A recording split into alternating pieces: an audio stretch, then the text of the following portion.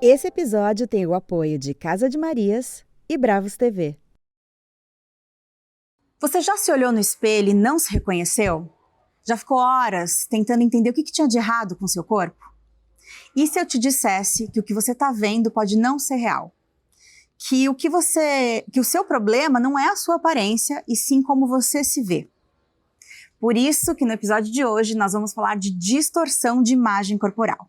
Então, sejam muito bem-vindos ao Não Pira Podcast. Nesse climinha de férias de verão, a gente vai receber uma especialista que é referência no tratamento de distorção de imagem corporal, a Bianca Turm. Bianca, obrigada, muito prazer. Obrigada por ter aceito o nosso convite e por estar aqui para tirar as nossas dúvidas. Bom, eu agradeço o convite, é um prazer estar aqui, como você falou, nesse clima de verão, uma delícia, né, gravar aqui na natureza, tá ótimo. Então vamos lá. Bianca, começa dizendo pra gente então, de uma maneira aí que o público consiga entender melhor o que é, afinal, distorção de imagem corporal. Eu gosto de dar um exemplo assim, que acho que fica bastante claro. Imagina você no banheiro, chuveiro quente, sai do chuveiro, coloca o óculos e o óculos embaça. Aí você olha no espelho e aí a imagem que você vê no espelho é difusa, é esquisita, não tem contorno, não é precisa, é esquisita, né? Isso é distorção da imagem corporal, né? Você enxerga através de uma lente que está embaçada. Entendi. Né? Então, isso gera automaticamente uma insegurança, porque é esquisito olhar essa imagem embaçada, né? E que traz algo que é sem contorno. Entendi. Né? Então fica assim, muito difícil entender como exatamente seu corpo é. A pessoa olha e ela também sente uma estranheza no que ela está olhando. Sim. Tá. Porque se eu enxergo através de um óculos, aquilo que eu enxergo é verdade, concorda? Sim. Então a pessoa não sabe que essa lente está suja. Então o que ela vê no espelho é real. Certo. E é isso que traz uma relação muito ruim com o corpo. Né? Porque para a pessoa que enxerga o seu corpo no espelho, aquilo é uma imagem real. Ela acredita no que ela acha que ela está vendo ali, né? Exatamente. Por mais que outras pessoas falem diferente. Então, o mais comum é isso. A pessoa se enxerga de um jeito, reclama, conta, olha, eu tô me enxergando assim, nossa, meu corpo não tá bonito, tem algo estranho. Outra pessoa fala assim, não, mas tá tudo bem com o seu corpo, não tem nada de errado, né? Então, aquilo que a pessoa enxerga não combina com o que os outros enxergam dela.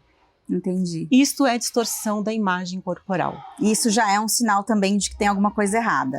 É um grandíssimo sinal de que algo não está indo bem neste olhar, né, neste filtro. Eu preciso ficar atenta nessa conversa, viu? Tô aqui rindo, mas é de nervoso.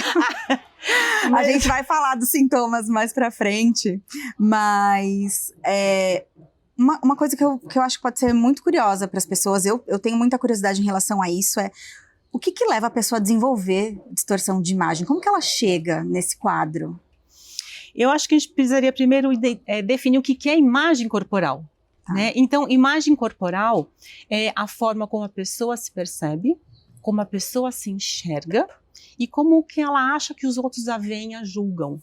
Tá? Então, isso é uma composição chamada então de imagem corporal. E ela é alimentada por duas fontes de informação. A primeira é esse reconhecimento do corpo, que é um reconhecimento neurológico.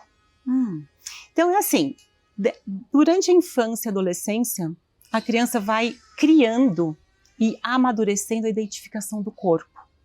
Como? Através do toque, primeiro, através da sensorialidade, que são todas as percepções. Então quando a mãe tá com a criança no colo, dá banho, põe roupa, enfim, ela vai estimulando a sensibilidade do corpo, através dos receptores que nós temos. Então, inconscientemente, a criança já vai recebendo uma informação de que isso é um contorno.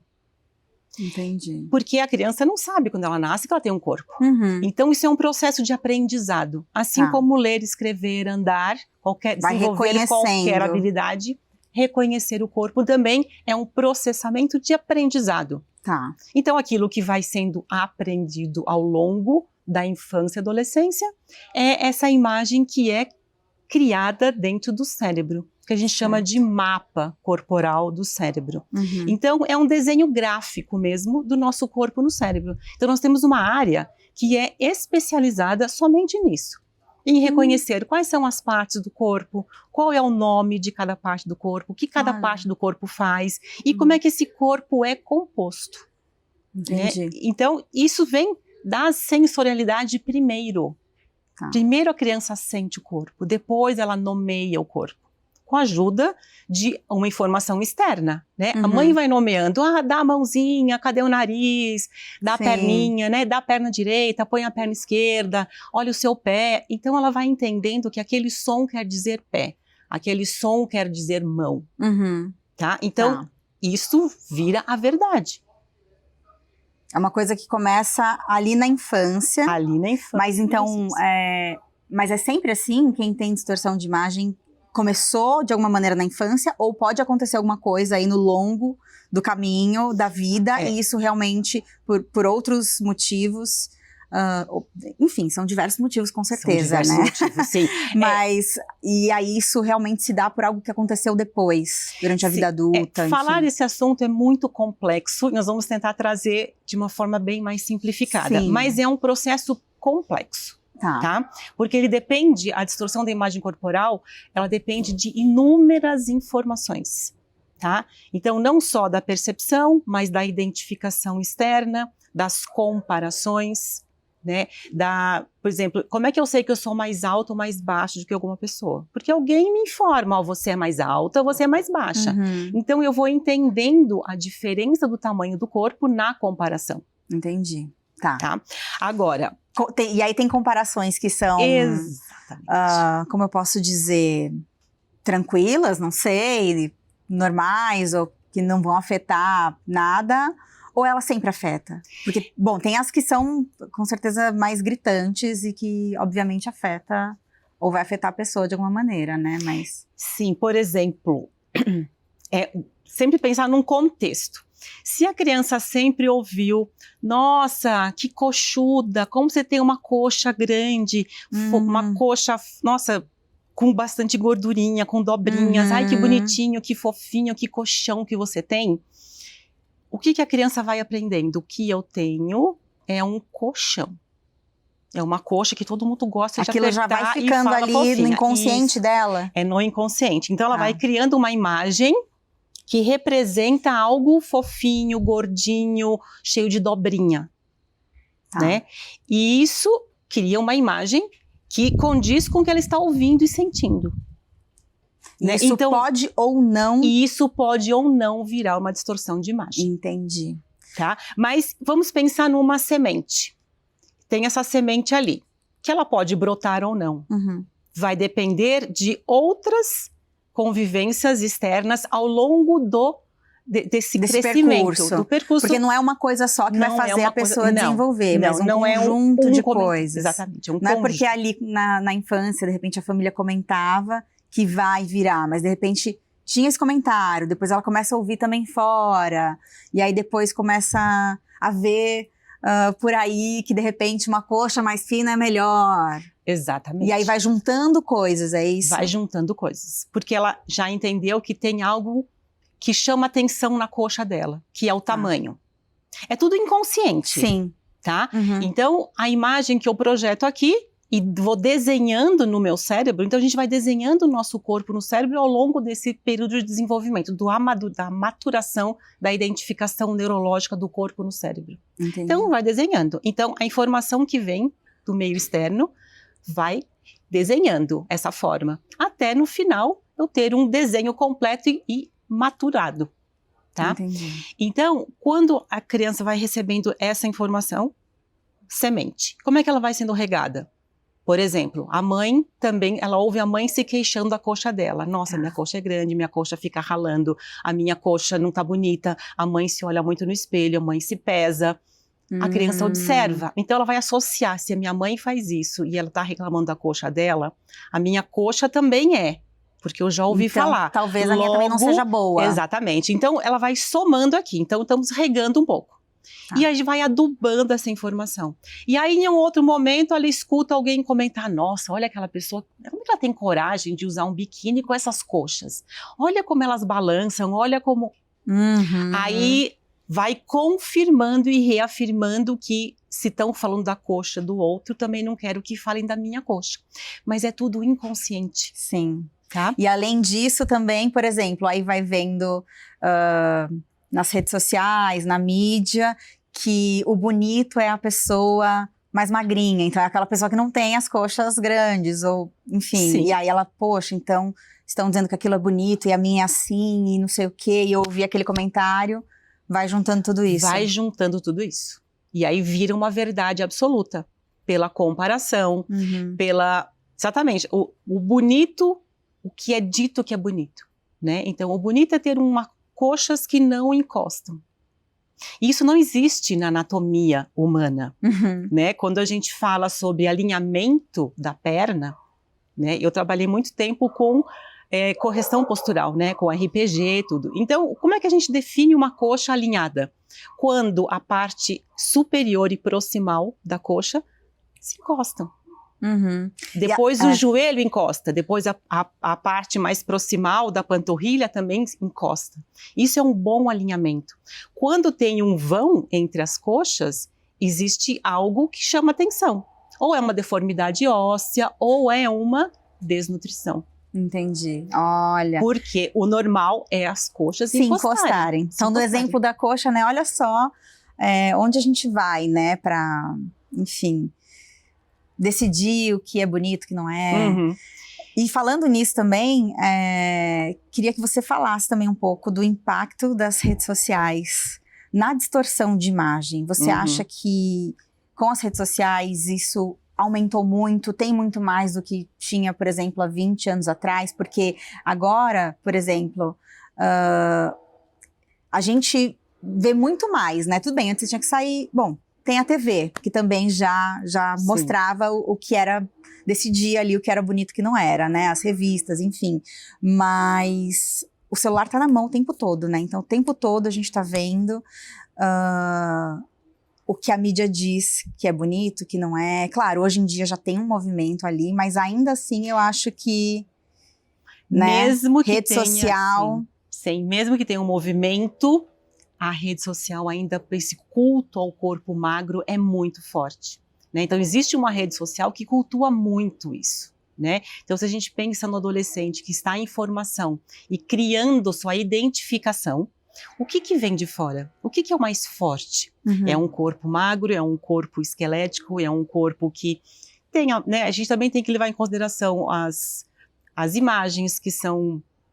manipuladas. Muita imagem manipulada. Existem, né? Posições que você faz, Exato. que o corpo fica mais esguio, né? Posição, né? Então, é uma contaminação de uma irrealidade. Sim. Né? E a criança e o adolescente que estão buscando uma identificação, eles vão se identificando com um modelo e eles com querem corpos ser irreais. este modelo. São corpos irreais. Que às vezes nem as pessoas que estão na foto ou naquele vídeo têm aquele corpo. Porque a imagem é manipulada. Exato, né? Exato. Então, é muito difícil mesmo uma criança que está, né, se desenvolvendo buscar isto como uma realidade. Porque tem muitos likes, porque é famosa, porque... Então, é muito complicado. Né? Sim. Então, eu acho que assim, uma coisa que é importante saber é que a imagem que eu crio do meu corpo na mente durante essa fase, né, da identificação do corpo e a elaboração dessa imagem, é que vai determinar a relação que eu vou criar com esse corpo. Mas não com o corpo que eu vejo aqui. É o corpo que está desenhado aqui.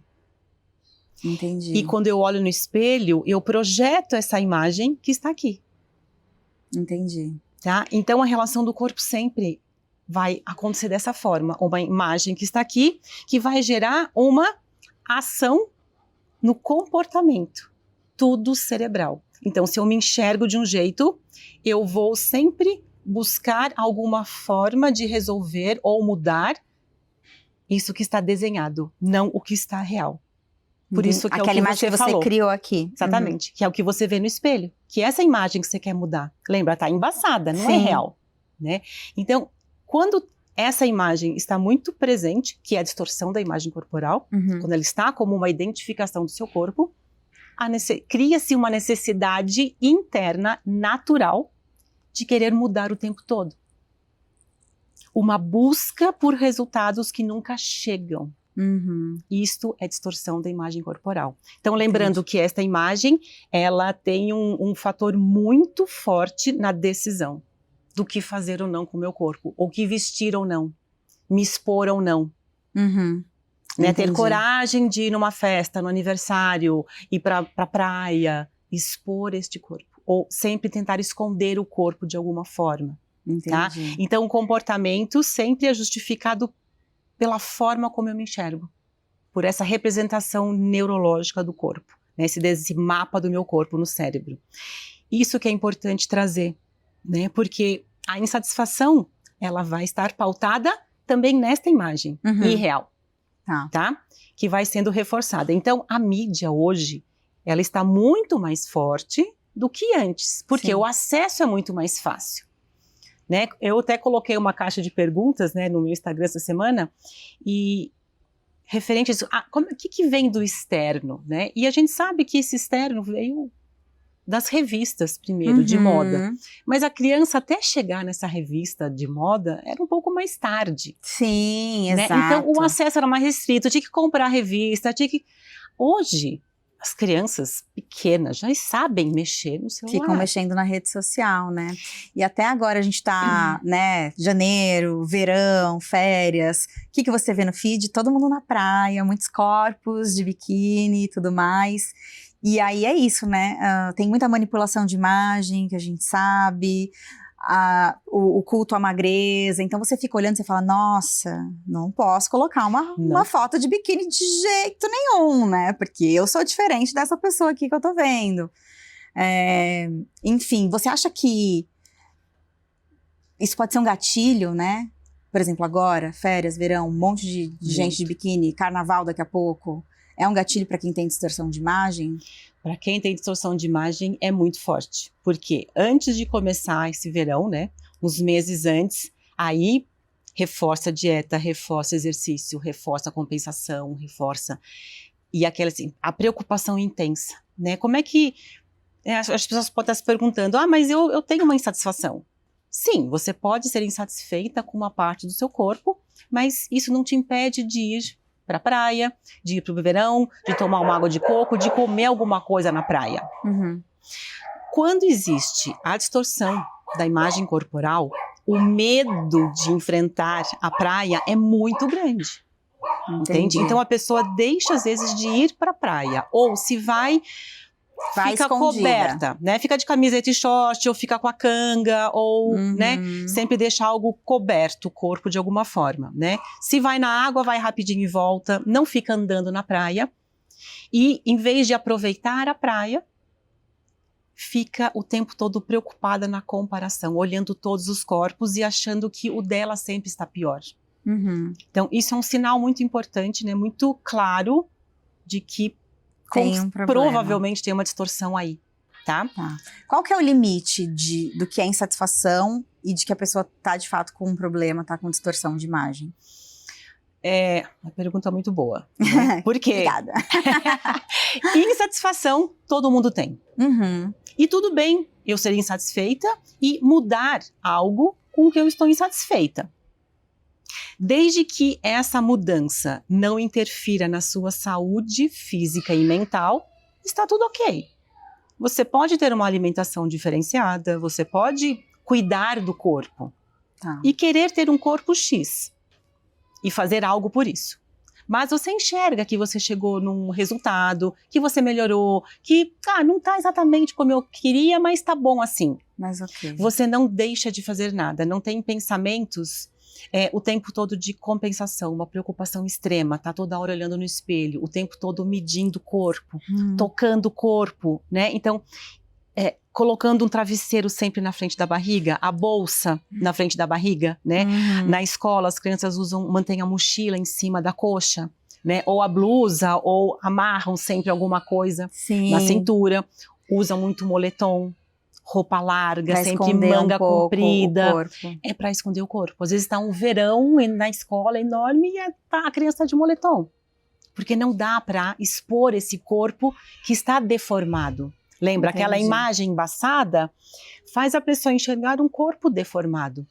E a gente fica com uma sensação de, eu não quero que todo mundo olhe o meu corpo deformado, porque já me sinto mal sozinha. Uhum. Ainda o outro olhando, e aí parece que está todo mundo olhando mesmo. Sim. A pessoa não está olhando, mas o desconforto com o meu corpo é tão grande, que está todo mundo me olhando, me julgando, me comparando e reforçando. Realmente você está muito ruim.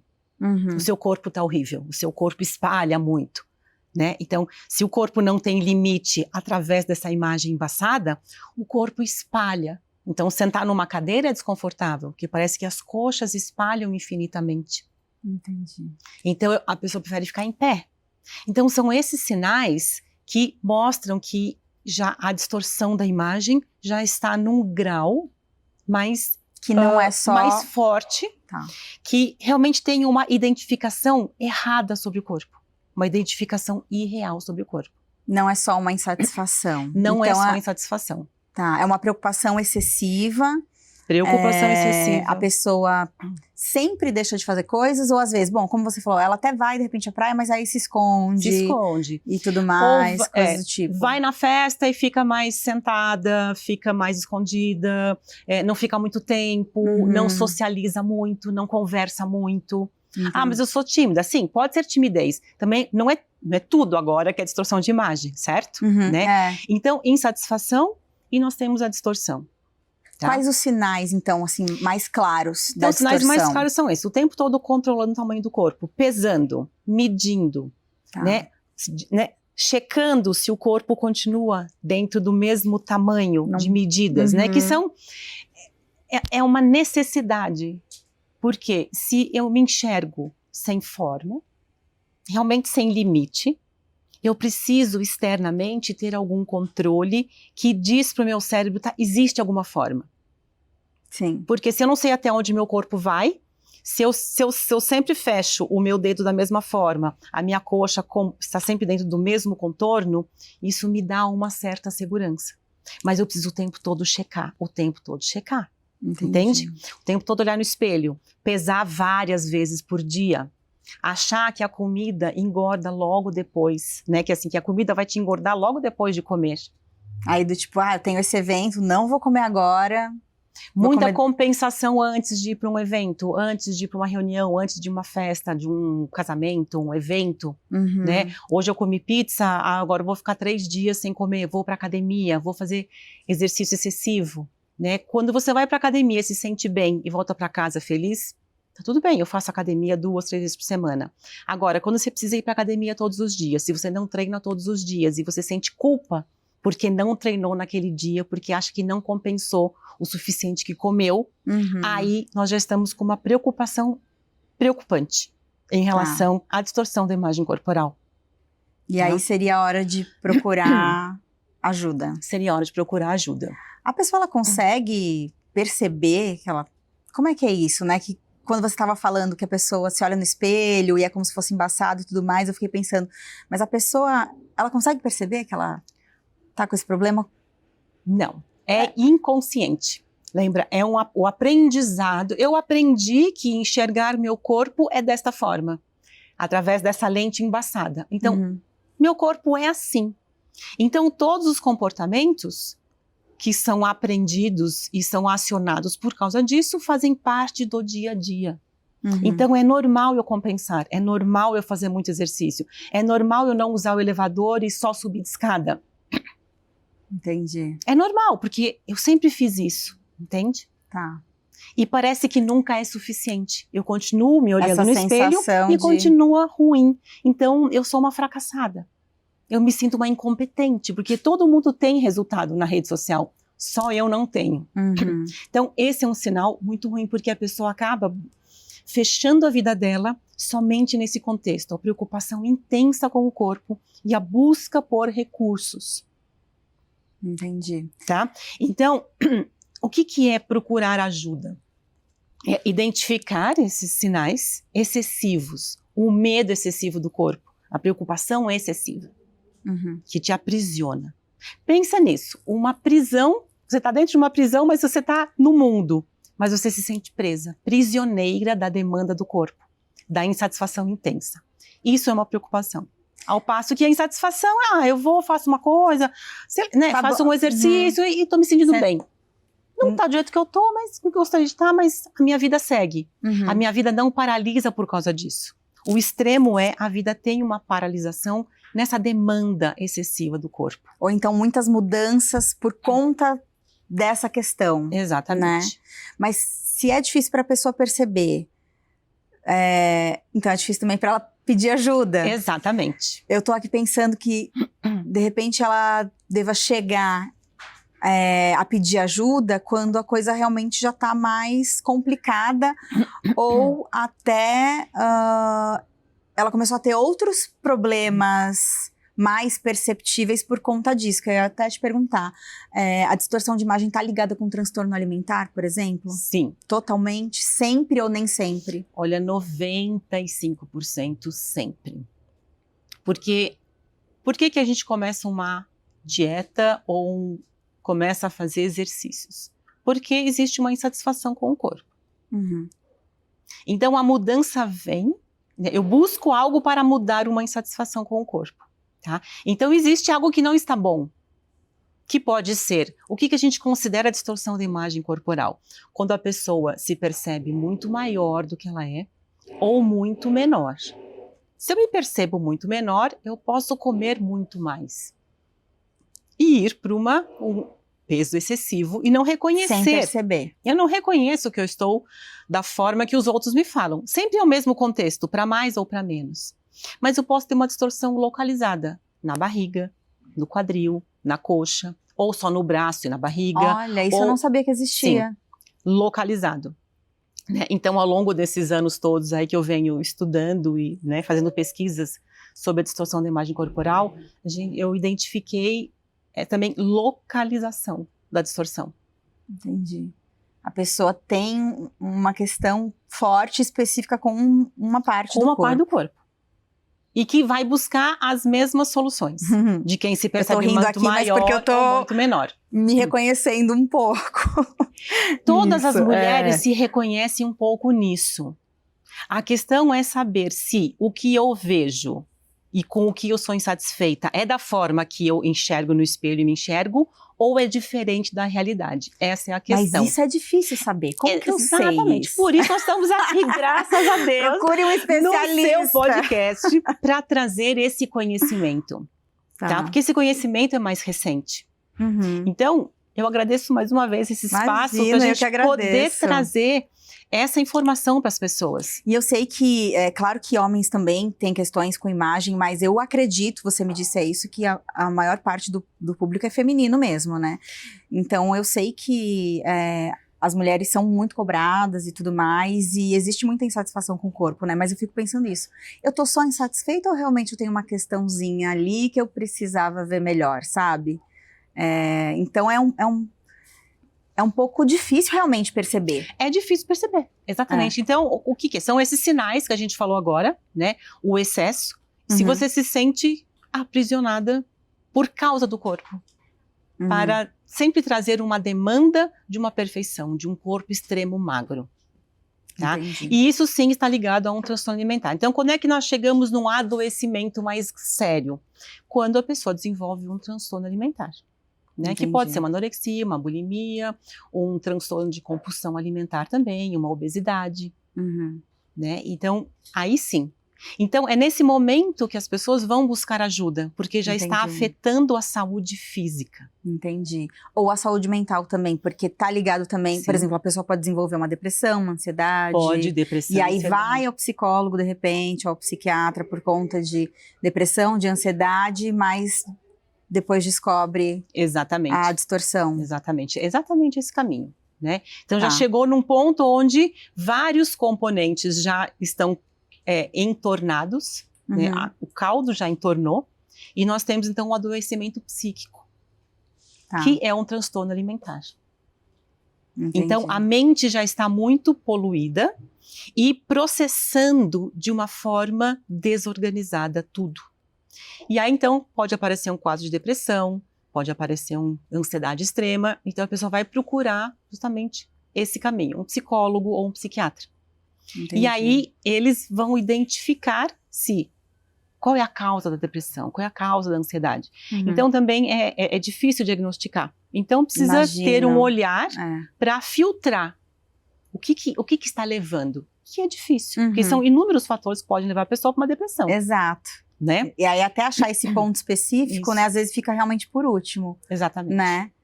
E aí tá, então a pessoa descobriu. Fala um pouco pra gente como é que funciona normalmente o tratamento de distorção de imagem corporal. E aproveita e fala pra gente também do seu tratamento, porque você criou um método ao longo aí de 20 anos de estudo. Então conta um pouquinho pro pessoal também como que é o seu tratamento, que é referência, inclusive, no desse distúrbio, né, de imagem. Como é que começou isso, né? Eu recebi um convite, né, de um ambulatório, referência aqui em São Paulo, que trata transtornos alimentares. Uhum. E eles estavam se deparando com uma dificuldade de tratar a distorção da imagem corporal. Então, o que eles viam? Que o paciente melhorava, né? O paciente interna, porque está com risco de vida, tá? Então, nós estamos falando aí de uma anorexia, onde a pessoa perde muito peso, que também é um fator, né? Uhum. Existe uma grande perda de peso, a pessoa tem aquela, né, aquela imagem mais frágil. Enfim, então, assim, Uhum. então também é um sinal de alerta, tá? Então, vamos falar desse convite. Então, a pessoa melhorava muito, o paciente melhorava na questão alimentar, melhorava o peso, melhorava a parte cognitiva, emocional e tinha alta. Só que ela retornava com recaída porque ela se sentia muito grande. Continuava se enxergando muito grande. Lembra? É a imagem não era só que ficou. Quer dizer, a anorexia está totalmente ligada, né? Então ela voltava para o quadro do adoecimento porque ela continuava se enxergando grande e deformada, sabendo que teve uma recuperação de peso, certo? Olha. E aí ela voltava a restringir de novo e tinha recaída. Melhorava, tinha recaída. Então, tanto o psicólogo, psiquiatra e nutricionista, tentaram tudo o que eles tinham de ferramentas para tratar essa distorção de imagem corporal. Mas eles viram que estava faltando alguma coisa. Entendi. E aí eles acharam que uma fisioterapeuta pudesse olhar através do corpo. Legal. Porque a gente não pensa, né, em fisioterapeuta quando a gente pensa nesse tipo de tratamento. Não. Então, legal que você já conta aí um pouco pra gente, então, a contribuição, né, da fisioterapia. Então, obrigada por esse espaço. Então, na verdade, então eles me chamaram para lá para ajudar. Só que eu não sabia nada. Porque a fisioterapia em si, ela não trata a distorção de imagem corporal. Não existe isso como uma matéria, tá? Então, foi um grande desafio, né, ao longo como você falou, foram 20 anos, né, aí para tentar identificar como é que elas se sentem, como é que elas se enxergam, o que é isso, e aí que eu comecei a aprofundar os estudos nessa identificação do corpo, né, na identificação gráfica do corpo no cérebro, porque se é a partir dessa imagem que eu crio o comportamento, eu não vou deixar de ter esses comportamentos enquanto essa imagem continuar dizendo que meu corpo tá ruim, tá feio, gordo, deformado. Então, o protocolo que eu acabei desenvolvendo no final desse tempo todo é realmente readequar a forma como a pessoa enxerga o corpo dentro do cérebro. Ou seja, aquela lente de óculos que está embaçada, eu vou desembaçar. E como que desembaça? Dá um exemplo pra gente, assim, prático, só pra gente entender um pouco melhor. Como é que desembaça essa lente? Então, já dá só para imaginar, né? Se você olha embaçado e de repente olha tudo claro, tudo perfeito, tudo com limite, com cores, é outra vida, concorda? Sim. Né? Então, este é o tratamento para distorção da percepção do corpo, que é o que eu faço com o meu método, tá?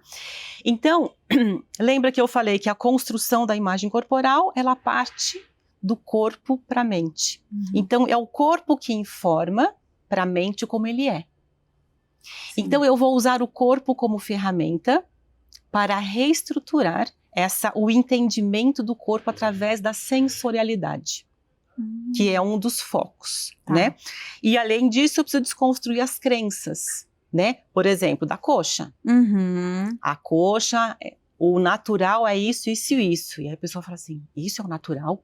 Mas eu sempre acreditei o contrário. Foi ensinado o contrário. Uhum. Então, quando a gente vai trazendo novamente a funcionalidade do corpo, a realidade do corpo, Olha, e legal. principalmente entender que o corpo tem um limite, que é aqui, traz esse desembaçar. Uhum. Então, quando a pessoa vê que o corpo termina aqui e não aqui, né? Então, a distorção da imagem traz essa, sabe, esse Essa puxadinho. sensação, né? Como se fosse um puxadinho, uma extensão. O corpo não termina aqui, o corpo termina além do limite.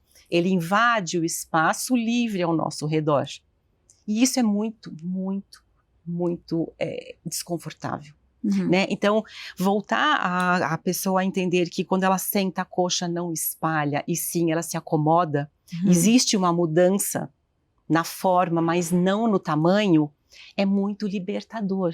Então, não é fazer só a pessoa sentir, porque senão qualquer atividade física que ela faça já traria, já traria essa identificação da percepção. Só que quando eu faço exercício com esse corpo estendido. Entende? Então, Sim. é mais do mesmo. Então, mindfulness, yoga, pilates, não vão atualizar o sistema de identificação do corpo no cérebro. Porque eu continuo fazendo pilates, exercício, com esse corpo estendido, que vem da distorção. Por isso que eu continuo fazendo cada vez mais, porque não muda o corpo. Entende? Então, eu atualizando esse sistema, melhorando o sistema de crenças, mostrando como o corpo funciona e trabalhando com todos os acionamentos do transtorno alimentar.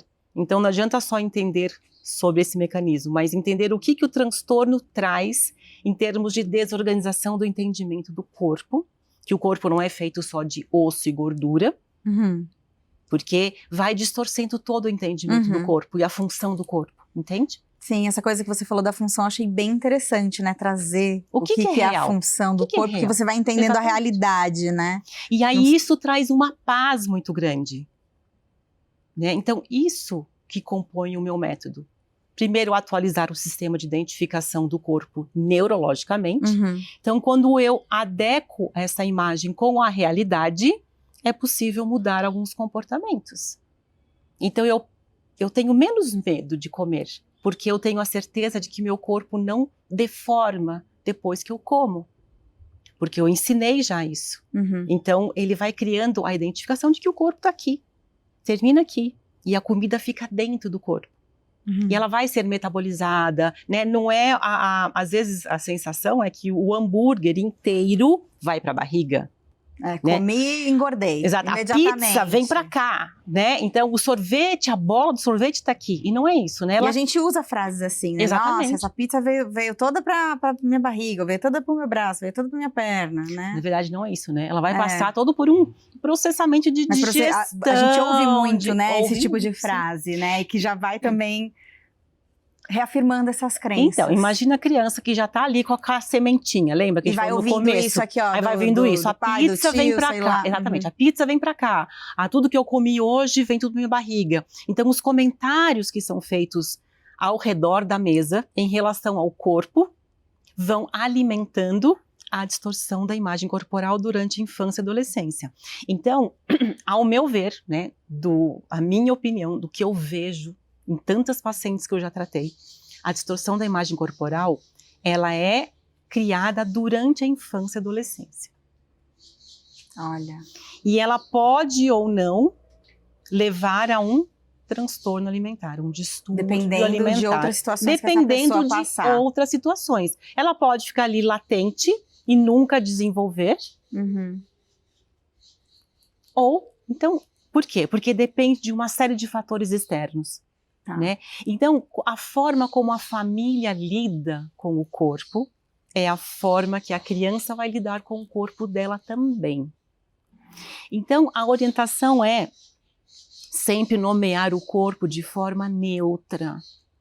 Mães, pais, tios, avós, a criança não é bochechuda, ela tem bochecha. Ouvi muito isso na infância. Ela não tem pernão. Ela tem perna. Ela não é barrigudinha, ela tem barriga. Não é pezão, é pé. Não é pé de, como é que fala? Pé de aquele pãozinho, bisnaguinha. É pé de bisnaguinha. Não, pé é pé, bisnaguinha é bisnaguinha, entende? Então, nesse momento do desenvolvimento da identificação, que é muito forte, que vem externa, principalmente de quem é referência, né? Pais são referências da verdade. Sim, exato. Entende? Então, peço, né, para que pais e mães que estejam ouvindo aqui, familiares, usem a neutralidade do corpo. E o corpo tem função, todos os corpos podem fazer tudo, né? Não associar beleza com magreza, capacidade com magreza, né? Habilidades com magreza. Sim. Você não consegue correr porque você está muito gordo. Não, ele consegue correr. Talvez ele não goste de correr, ele gosta de fazer outra coisa. Entende? Então, assim, associar, você é alta, pode ser modelo. Você é magra, pode ser modelo. Você é magra, pode ser modelo. Aí o que acontece? Aí a criança vai lá. Exatamente. Tem dois caminhos, né? Uma que não quer ser, e de repente todo mundo fala que ela precisa ser. E aí começa a buscar qual é a medida de modelo.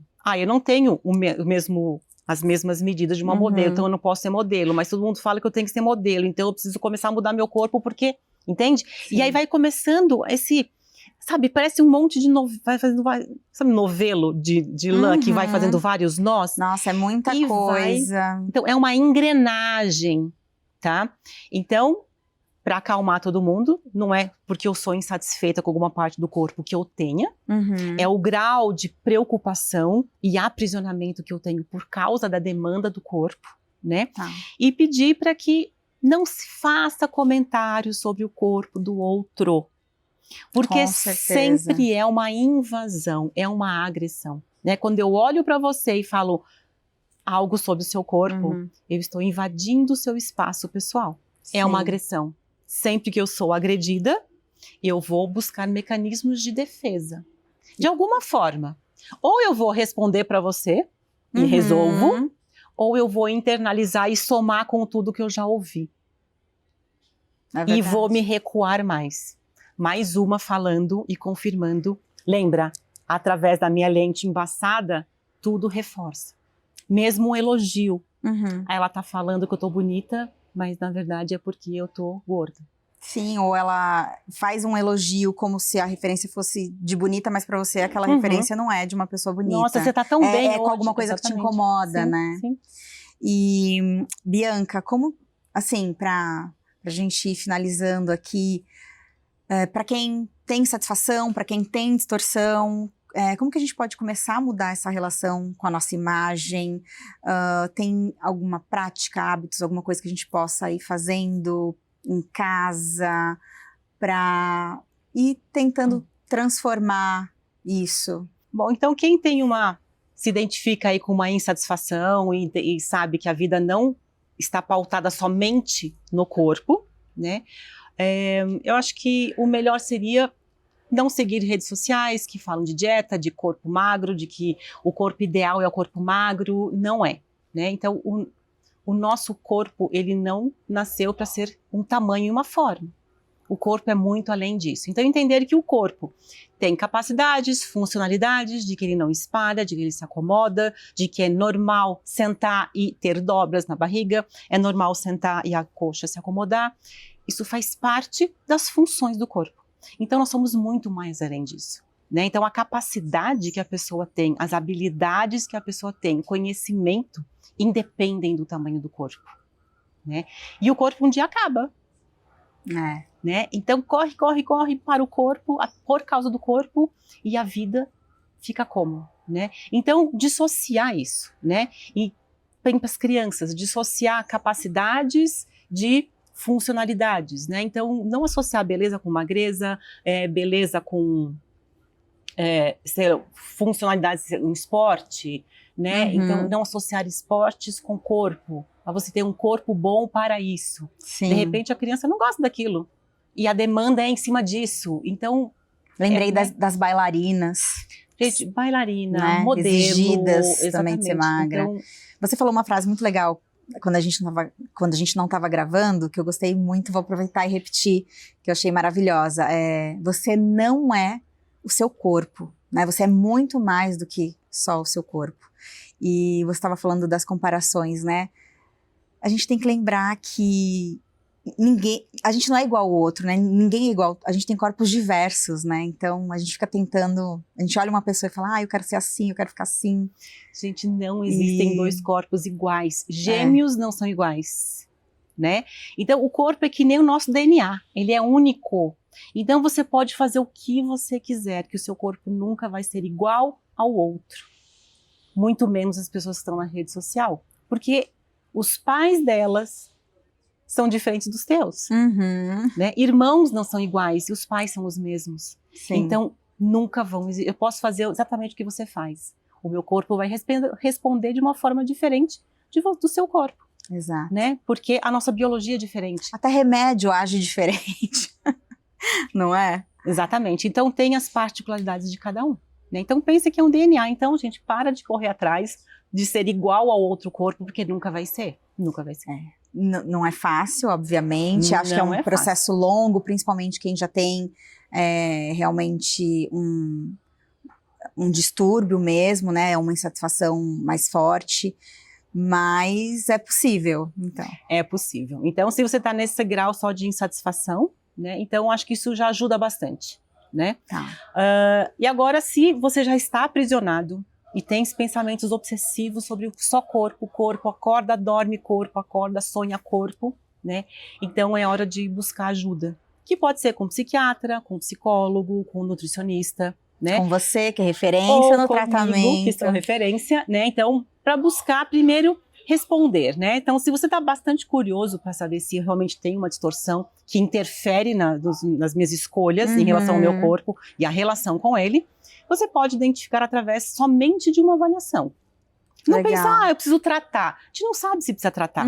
A gente vai definir se a pessoa precisa de um tratamento ou não com uma rede de uma avaliação e identificar com psiquiatra, com psicólogos, se compõe realmente um quadro de um transtorno alimentar ou não. Tá? Aí sim, agora, temos as pessoas que não desenvolvem um quadro de um transtorno alimentar, mas também tem um aprisionamento muito forte com o corpo. Então, identificar se você tem distorção de imagem ou não, já é libertador. Tem ou não? Se eu tenho, qual é o grau que eu tenho? É uma distorção leve, moderada, grave, é localizada? Então, essa resposta já pode trazer muitas mudanças. Entendi. E falar, putz, eu tenho, então isso que eu vejo não é da forma que é, então o meu corpo não é tão ruim como eu imaginava. Então eu consigo trazer isso já na avaliação, de forma muito concreta, através dos testes que eu tenho, para mostrar, assim, evidentemente, no concreto, que o corpo que ela pensa que tem é diferente do corpo que ela de fato tem. E isso já faz assim, não sou do jeito que eu pensava, que bom. Então, a preocupação externa já diminui. Sim, então, eu não preciso restringir tanto, eu não preciso me preocupar tanto, eu posso usar uma roupa já traz diferente. Um alívio. Porque as pessoas se aprisionam muito em roupas. Eu não posso usar isso, aquilo, porque roupa sempre mais larga, roupa sempre escura, sempre preta, né? Sempre calça comprida, sempre blusa escondendo o braço, roupa mais larguinha. Né? Então, eu não preciso usar isso, porque o meu corpo não é dessa forma. Então, só a avaliação já é libertadora, traz informações muito preciosas.